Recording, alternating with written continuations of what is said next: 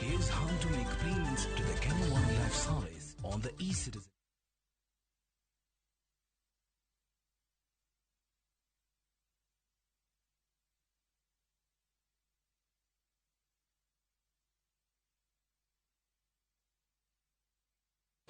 Misawa kendo jahera mar RAMOGI TV machiegni e weche manyien mag Migago kawuono nieri chieng' Jumamos ka waikore mar kelo ni weche mawuok e pacho ka kaachiel gi mago mawuok e pinje maoko. Machiegni to mokwongo thuond weche.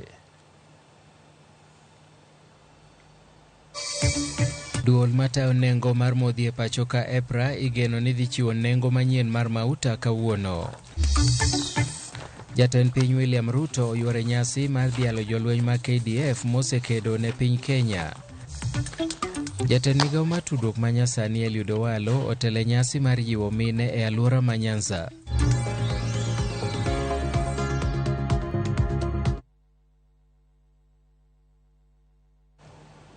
Nyakoro mogin gi thuolo mar oro ote machok motudore gi weche manyien mwakelo ni e thuolo ni kokale laini maro mar ote machok ma en 23600 machiegni nyinga Milton Ochieng'. Sirikal chano machwalo okenge mag bero weche loso yedhe gi weche lony mopogore e pacho ka. Jatend piny William Ruto lero ni sirikal osingo machiwo omenda ma ichano tim godo nonro mag weche mag thieth. Ruto lero ni sirikal biro keto okenge mong'ith mag neno ni lek ni ochopo kare ka oting'o chiwo lope mag gero kembe mag loso yedhe go. Oyango ni gichano tiyo machiegni gi KEMSA e bero dwaro ni mar neno ni okang' mar siro weche mag loso yedhe pacho ka okonyo chopo kare lek mar universal health coverage gi chiwo thuolo mag tije n'oganda. We have to leverage on local manufacturing. And the reason why we are doing that, because we know, Your Excellency, with local manufacturing, the time that used to be taken to import products is going to be reduced. So we reduce on our lead times. If a product used to take 60 days to be available at KEMSA, it will now take 15 to 30 days because it's available next door. Your Excellency, the second thing is the cost. When a product is imported, there are many costs that are lumped onto that product. We have cut a whole lot of those excesses that are put on the cost of products. I am aware of the long-standing challenges local manufacturers face, and my administration is committed to ensuring that by 2026, mark these dates, they are important to you as manufacturers, at least 50% of the medicines listed in the Kenya Essential Medicines list will be manufactured and available locally. We will work with you and all the other stakeholders to coordinate activities among financiers, industry, and technical providers to reduce transaction costs, ensure critical investment in system enablers, and support manufacturers in dealing with various requests for assistance. Jod bura Thika Town Alice Ng'ang'a okwedo lipode mafuong'ore ni nitiere pogruok mag siasa e gwenge mag God Kenya. Ng'ang'a lero ni kaka jakanyo mar God Kenya gitiyo kanyakla gi siro jatend piny William Ruto gi jalupne Rigathi Gachagua. Olero ni lipode mag weche mag pogruok siasa e gwengego gin mago minyayo gi ute fwambo kaachiel gi jogo madwaro mondo pogruok ma kamano ochop kare. Ng'ang'a omedo lero ni Gachagua e ogai mar weche mag siasa e gwenge mag God Kenya koseo lipode mayango ni jotend migepe Musalia Mudavadi bende nigi paro mar biro kawo kar Gachagua. Omedo nyiso chung' mare ewi dwaro mondo mi opog od bura ma Thika Town ka owuok e kaunti ma Kiambu, kendo omedo ni od burano nigi wards 5 mamoko. Kama vile tulichaguliwa, sisi wote tuko nyuma Deputy President wetu Rigathi Gachagua pamoja na rais wetu William Samoei Arap Ruto. Na tunafanya kazi pamoja, na wakati wa kusema maneno ya splitting sio wakati huu, ni wakati wa kufanya kazi. Tulipatiwa jukumu ya mwaka 5, watu wanataka kuona maendeleo.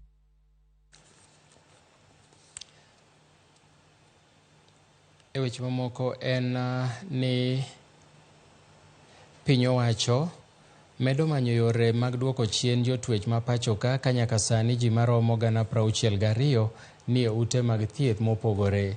Jagoro mongirore ute mag twech Salome Becho Sani koro wacho ni thothgi gin joma nigi makosa matindo tindo kaka mer kata kaka dhao kod tamruok chulo rambun.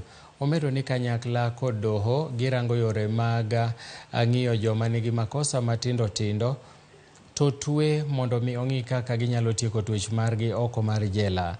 Oyango mae sama ne giyango chenro mag udi ni apisa mag jela osingo na tamalo ma 80 mag jotwech mondo losnegi yoregi. Many of them are petty offenders, drunk and disorderly jaywalking, those kind of offenses. And for the most part of the reason they are unable to raise the bail is because of their background. And so we will be encouraging the judiciary through the CSO committee chair to see and to explore possibility of having these remandees be given community service orders and probation orders. Have engaged the State Department of Housing to roll out affordable housing very, very soon in all the other prison precincts. We have 135 of them.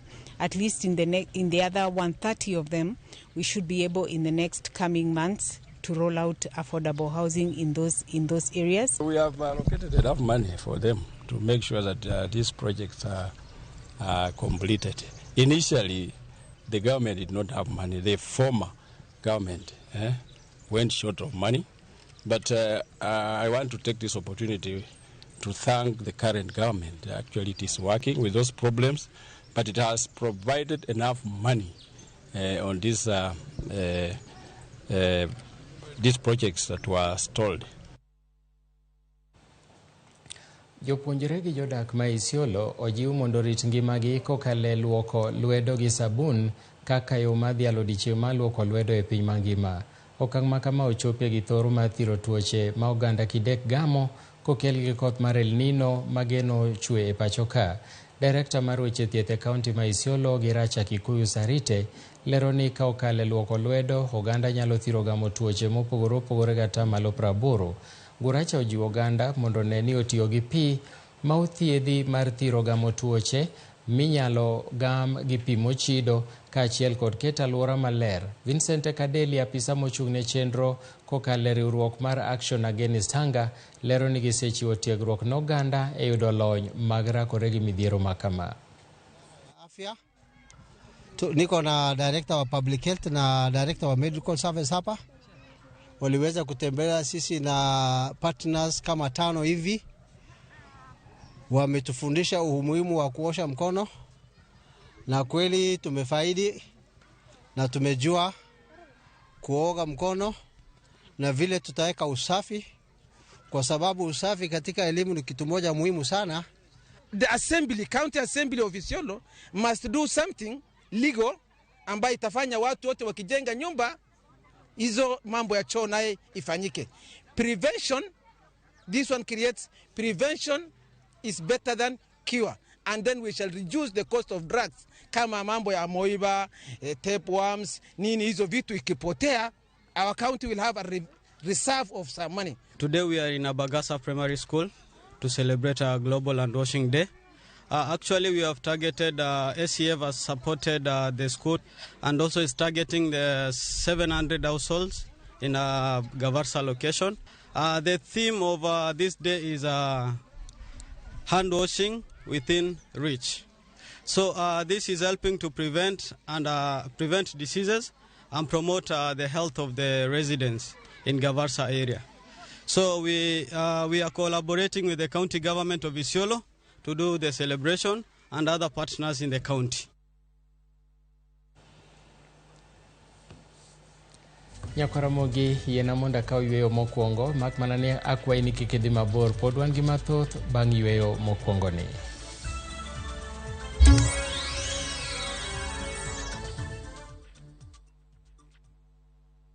Jipange na view sasa uduogi ber mathoth. Yurtulu mar bedo jaloch mar omenda miloyo pile ka pile ka ineno tuke malombo ji e view sasa gi siling 10 kende. Wan kod 100,000 miloyo pile ka pile, nusu milion miloyo juma ka juma kod grand draw mar milion 3. Mondo ibed jaloch gima itimo yot mokalo. Dista 487*3# yier kama ondiki ni jipange na view sasa. Bang'e yier kama ondiki ni package mondo iyud points mabiro ketie thuolo maber mar bedo jaloch mar milion modhuro. Jipange ushindi na View Sasa. Jipange na View Sasa biro na ywa tol ko kalna mar nono abiro nono ochiko abiro auchiel abiro nono. Weche kod chike mantie nyaka tolu.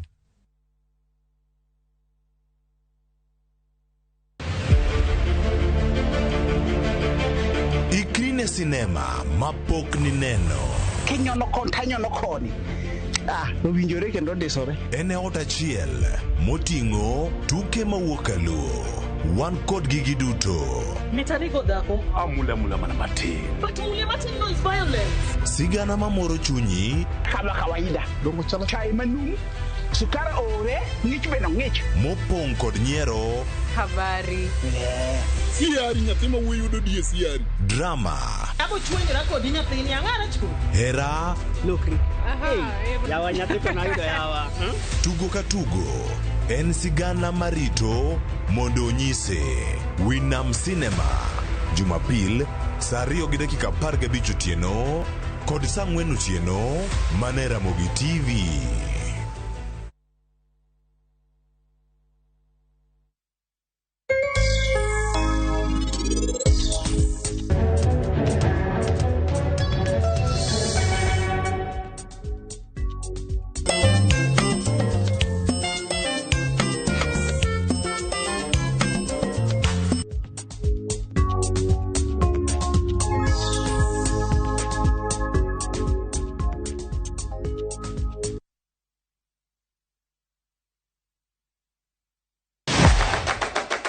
Chenro mami thuolo mokwongo mar neno kendo winjo gik motimore e paw tuke. Anyisi ni mpira yete kairi mokalo e paw tuke. Kochakore gi weche mamulo chuny nyaka mago mamulo pach ji. Wan go duto. 7.65, can you believe it? Mbaka makende gi jotugo kod joma ong'ere weche tuke. Jong'e man jo Kenya jong'wech. Batino ka jomoko no biro kod tuke moko ma ken popular ahinya to ne gibiro gi perform maber kaka yiego. Nonro matut kod weche manyien mag tuke mowuok e piny mangima. Football is not only physical, mentality cha beniti. It calls for more character than just being a legend. Pau tuke kama tuke usiko ngeso ka ngeso saboro odiochieng'. Ageno ni ano kawiro makeup mang'eny ahinya. Angadia ni nitiere nyako kae momori ahinya. Introducing Kundali Bhagia in Luo. This is a story of two sisters who lost their father, and in their quest to find their mother in another town, they find love. Enjoy this romantic drama of Kundali Bhagia in Luo on viewsasa.com. Mano ber ahinya. Era mit, era odake kindwa.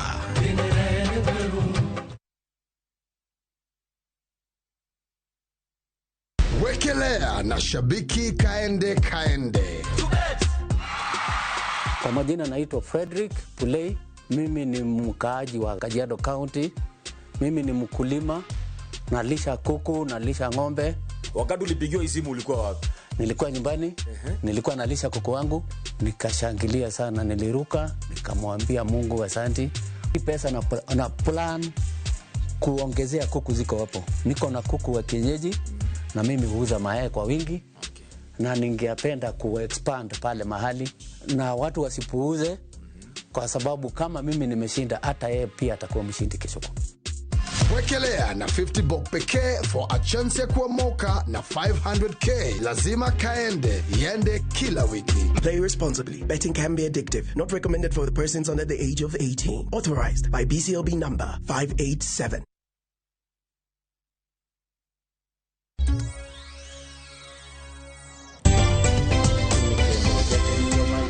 Eliud Owaro oyuoro e romo mar jiwo mine e nyasi mane obagi kod riwruok mar mine ma Nyanza mokelo kanyakla mine mawuok e gwenge mopogore e kaunti ma Kisumu mondo oyud tiegruok kod sir makare ewi kaka ginyalo tiyo kod yore mopogore kaka yore mag ohala, loso grube kin mamoko manyalo kelo negi yuto.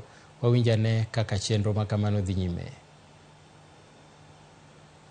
Sababu timo 2027 kucha. Uwinja maber. Koro dwaro ni mondo wariw sirikal lwedo. Wariw sirikal lwedo nikech kata kama ikele pesa oluoro koko. Uwinja maber. pesa oluoro koko, kama koko nitie, pesa ringo. Koro wadwaro ni mondo wabed gi kwe Nyanza ka.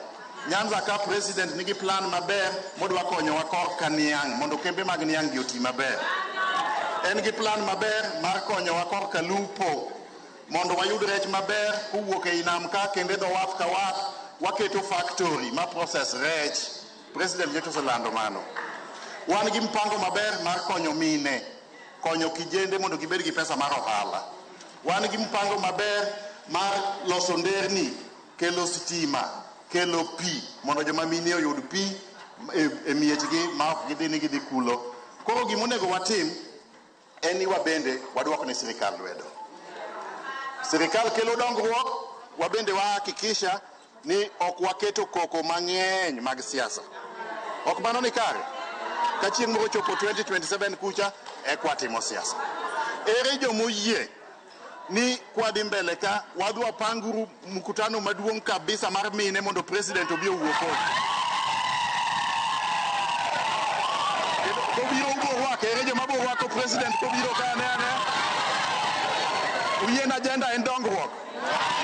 Agenda en dongruok. Dongruok koso dhi ndara.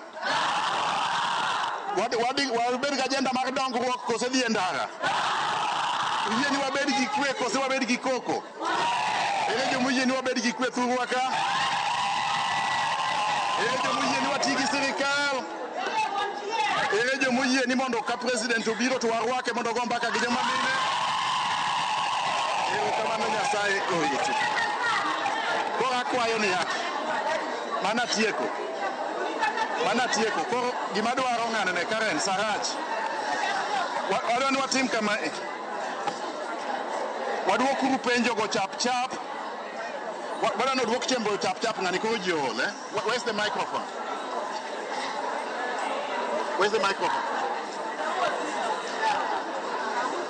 Wadwa ni wadwok penjo go chap.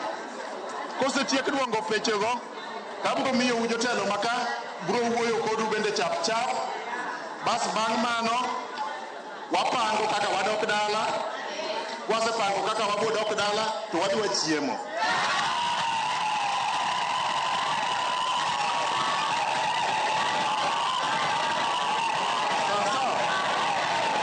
Koro gima watim waritu ngono dwok penjo ka. Jok madwoko penjo go ube dwoku na penjo go. Let's have very brief responses because time is bad. Mana machiek.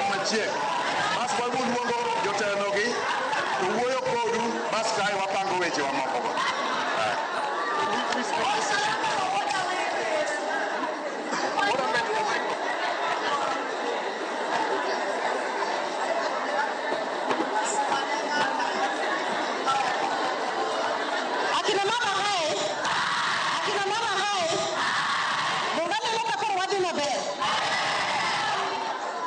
Yes, koro penjou ang'eni koro idwa dwoki. Penjou nobedo first and ang'eni koro idwa dwoki. Koro should I hand over to the technical team? Yes. Madam Lucy, please, let's respond to the questions. Very briefly. Let them just respond. Mana kamano mano romo moyiedhi matimore Siala Resort e dala mar Kisumu. Wadhi nyime. Jagoro maduong' mar duond bura mar Ford Kenya John Chikati oseyo nyawadgi mar UDA Cleopas Malala matemo pogo duond buche mag Imbo ma Kenya. Chikati dwaro mondo jatend duond bura mar UDA William Ruto okwer Malala mowacho ni okawo matin spika mar od bura Moses Wetangula kod jatend migepe Musalia Mudavadi. Kanoloso Kitale tok romo kod jotelo mag mine mag duond bura mar Ford Kenya. Chikati nowacho ni UDA temo pogo duond buche mantiere Imbo ma Kenya kendo pogo jotelo mawuok e alworano. Chikati en achiel kuom jotelo mag Ford Kenya manokwayo jokanyo mag duond burano mondo mi ochung' motegno kosingo ni ok gibiloro duond buchegi mag siasa. The memorandum of understanding that formed Kenya Kwanza was between Mheshimiwa Ruto, Mheshimiwa Wetangula and Mheshimiwa Musalia Mudavadi. Malala was not there. Malala failed elections terribly. He was beaten by more than 100,000 votes in Kakamega. I have told you that when you see a child abusing a neighbor, someone has sent him. It is not easy for a child to abuse a neighbor. And I have said, and I want to repeat, that the party leader of UDA should control his team, his house, so that we can have respect in the alliance of Kenya Kwanza. That one I repeat elsewhere. Yes. Okay. Fort Kenya is the second oldest party in this country after KANU, and I'm saying with authority that Fort Kenya will not be faulted, not under us, and they're not going to do that. Secretary General has explained, Malala has his own problems. He just wants to be seen. And as I said, he wants to divide Western Kenya. I can assure you, Fort Kenya and even ANC are there to stay. Jaod jatend piny Rachel Ruto kokale chenro mar Doing Good ochako chenro mar pidho yiende mag olembe e sikunde e gwenge ma Embu kod Meru. Nyasi no motisi ni Mama Fruits Garden notim e skund primar mar Okira, kama yiende maloyo 600 no pidhi ka igeno ni gidhi konyo chopo lek mar jatend piny Kenya mar pidho yiende bilion 15 ka chopiga mar 2032. Jalup gavana ma Embu Kinywa Mugo owacho ni yiendego dhi konyo gwengego eko ma noneno pek e kinde mag oro higa ma okalo.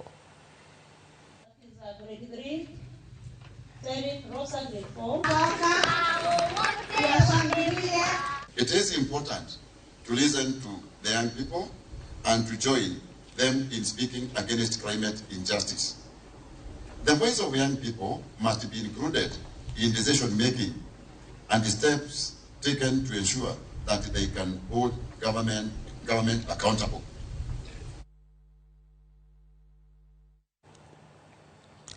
Kuom thuolo malach thoth oganda ma Kaluo osetudo tuoche mag obwongo kod chunje, ka thoth jotuo osebedo ka giringo gode ute mag lamo kendo moko itweyo nyaka gi nyoroche e ute mag thieth. To bende ing'eyo ni tuoche mag obwongo ringo e nyinyo mag del kata DNA. E dweni ma piny mangima ingo odiechieng' ma tuoche mag obwongo, wakolonu matut e wi tudruok e kind tuoche mag obwongo, nyinyo mag del kod ute mag lamo. Philip Ogola nonyuole gweng' ma Nyakach e higni mag 70 mana kaka nyithindo mamoko. Kata kamano nochako fwenyo ni ok en kaka mbesene, kalure nochako bedo gi achiedh nade maka kod kacha. Philip goyonwa sigande dak gi tuo mar dangni mar paro kuom thuolo mar higni 47. An nonyuola Nairobi to nonyuola Karude to ng'e kin Rude to ni wito garude e bungu. Kwa hivyo napon ka mama nanyisa ni konena oparo mana wach matho.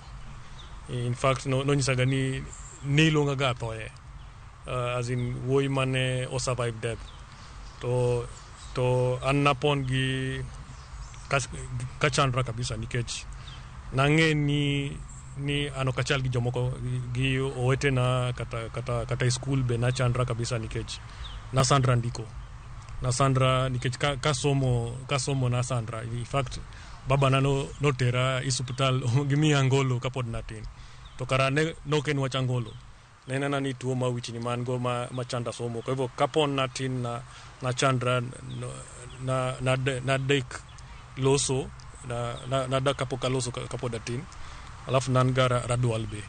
Alafu denda be ne yengrega hinya koroni pa ini ginennyera ga school to gino na ne kodoga wiya to samoro mwalimu be yanya ni akiasomo akiandiko to nange na riek to kabiro ot kucha mama be chwada alafu nanga ja nandiko ga gi lwet koracham no chwada binya ka koro ini yudoni kanatin nanga ja goro na ilo ga goro kabisa to no chwada ba we kata goro koro kana chopo secondary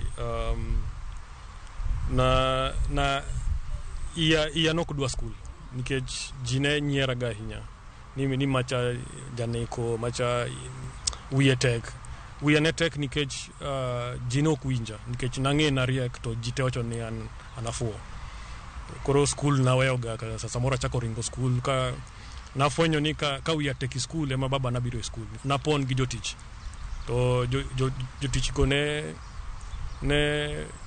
akia kaka ilongo ga ne ginino ga koda kapod natin kana madho ka kong at least ne wiya ne dok piny nakia ni wiya ringo gato nakia ni wiya ringo kamano nikech wiya nyalo kawo gik mang'eny kabisa an kaloso kodi kae anyalo somi bang'e gimi paro anyalo winjo kaka kori duong'o kata e klas mwalimu ne chwadaga nikech nokawinji to nawinjoga en ni wiya ka mwalimu puonjo aneno kor sisi kaka nitie gi cracks awinjo kaka ji yawo buk kata gimonyo law mano gik ma wiya process te koro ifanyo ni mwalimu chwadi nikech ok iwinj alafu okanya bet karchiel for long nyaka chung ma awuoth atug gimoro nikech denda nigi energy mang'eny kabisa. Kinde gi duto Philip ne ok ong'eyo gima ne chande ka anyuola to ne kwede ka tudo chal mar ngimane kod juogi. An babana naloso kode kotho e lweta mano mandalo nonyisa ni wuoda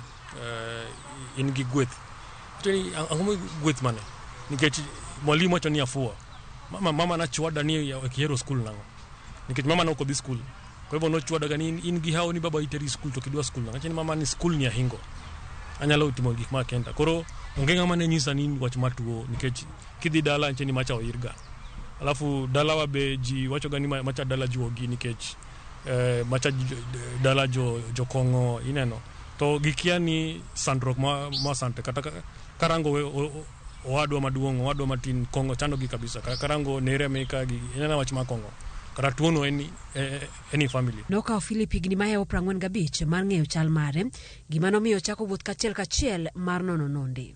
To nang'e ni an gi ndalo tuo ma wich ndalo ma covid nan ga jatelo ma covid an mana konyo ga Ministry of Health social media timo wach ma communication to nabedo matuo kabisa to eka adhi hospital ka ginyisa ni omera waparo ni gi tuo ma wich to ber kidhi hospital ber kichako therapy kamano kaka ekana ng'eyo ni karan gi tuo ni koro fadhina osetho koro onge ng'ama nyanyisa to nera achiel modong koro nadhi dala bakete piny inyanyisa ni baba na no chal na di school ni baba ni nokohero ga school kain to no riek to mama ne riek to nyalo so kisungu to no kosomo eka nono maber aido ni tuo ni eni anyola to karango baba na jirocho ni ma chal gi baba ne chunye ber ka baba ne timbe ne chal ka baba ne kwa hivyo gini eni anyola to oka blame mama na oka blame baba na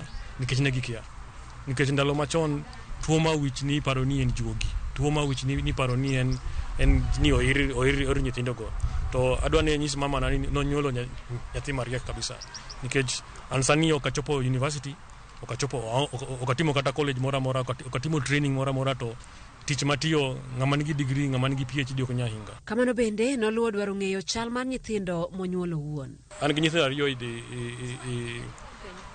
ikend lakini an gi adek oko. Kwa hivyo nagocho ni monde nago taginche nigi teruru nyithindo go gidhi orangi gi wigi ka gin gituono to gitegi gin gituono. Kane ojahigni 17 Philip noyudo nyathi kata kamano ne ogidak kod min mare gimomiyo ne ok oyudo thuolo mar romo kod wuodeno. Clinton Ogola nyiso mor ma en godo tok romo kod wuon mare monyuole e okang' mokwongo e ngimane. Childhood trauma ng'eny sana gik moko ma iparo mani kata kineno ka nyithindo moko jonyuol negi timo negi babagi timo negi to ning'e maber ni you're lacking something your formation as a dad kech romo kode be omiya afunyo ni there's only one thing ma jaduong ma babani manyanyisi ma there's that connection between you and your dad. Laktar Levi lerono tudruok e kind tuoche mag obwongo kod anyuola. Sama chromosomes gi oromo makoro giloso ga godo nyathi makoro dongo ga e imiyo kacha chande to chromosomes gi nigi gino DNA manigi genetic code walunga ni genetic code maloso nyathi koro yudo ka nyalo bedo ni achiel kuom jonyuol gi nitiere manigi shida mar tuoche mag dangni mag paro to yudo ka sama nyathi cha olos kacha chande nikech nyathicha gimora mora mane dend nyathicha obro inherit kata obro gole kuom jonyuol mage. Levi wacho ni kata obedo ni ok ochuno nyaka tuoni kinde duto dhi kuom nyithindo anyuola bende ni kod ting' mar geng'o nyithindo kuom bedo gi tuoche gi. Factors manyalo trigger tuo mar ng'ato. Iyudo ka nyathini en ng'at ma osiko penjre gani baba na ni kanye, chieng' moro be nane mama na, agombo koro mano gima keto nyathino under stress.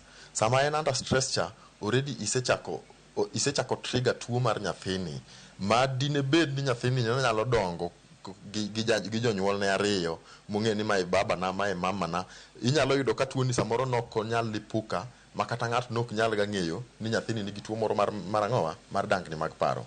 Mana kaka Philip, wach mar chunje kod kanisa osemono jotuo mag dangni mag paro yudo thieth makare. Kanyuola sikseyogi kendo dangni kod gi ute lamo. Tudruok mane manitiere kind chunje kod tuo mar dangni mar paro? Waseyudo ni tuoche ma obwongo nigi kit ariyo. Kit achiel en gik ma e ringruok, kit mar ariyo en gik ma e chuny. First port of call nyaka odhi ka psychologist, psychiatrist mondo pime maber, kaeto padiri be donje iye kanyo, nikech koro waneno ga some of the cases ma waneno ka ji chango kendo gi chango piyo kendo gin gi lasting solution, gin ma watiyo kanyakla gi psychiatrist, psychologist to gi pastor. Kanisa ma jolejo ni kod paro mopogore matin kod ma. Ka nitie roho maler, to nyalo fwenyo ni ma ok en tuo madwaro kanisa, ma en tuo madwaro osiptal. Koro momiyo iyudo ni kata Yesu owuon ne ok otamore wacho osiptal. Ng'ama iluongo ni jachien ni entie no kanoriembe koa e polo nobiro e piny. Ka Yesu owuon ema nodhi motemo, kata wan sani kaka dhano nyalo temowa. To nitie samoro ma jachien obiro iri, makoro loki in ng'at moro marach, idwa nego ji, idwa timang'o, wang'i lel, kipenji tiwacho ni an apo mana katimo kamano. Kata oketi e kong'o mok inyal weyo. Mago to kin teko mag Satan milamo negi to dhi. Tok ni gimoro amora ma ka paro lokore, to nyaka lam, nitie moko ma nyaka tero osiptal.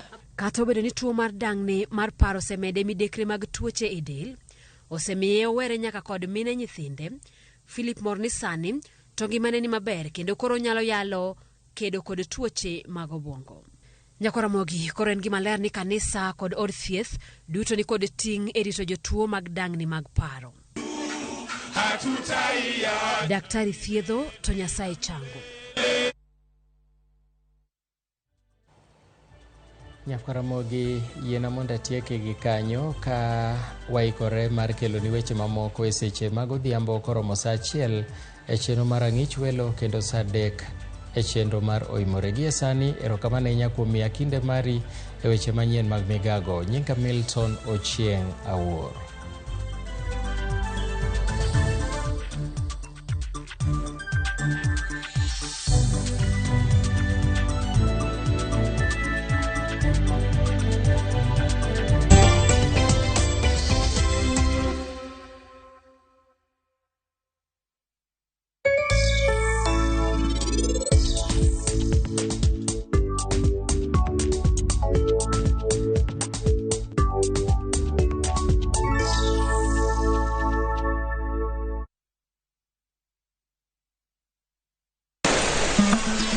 Fwenyo chuny kitwa.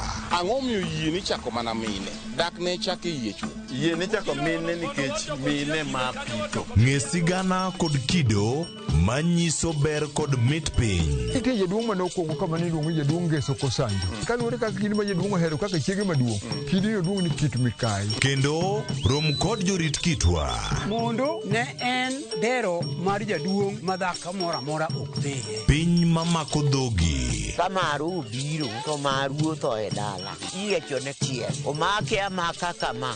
Nyawana adhiya kinywana limi. Riwri kod Rabala Kwasi owadgi Rajabu. Kendo koro goyo jonam gi rech en duoko rech mane iseng'iewo. E 111. Ngeso ka ngeso, saa 1:45 otieno. Mana e Ramogi TV.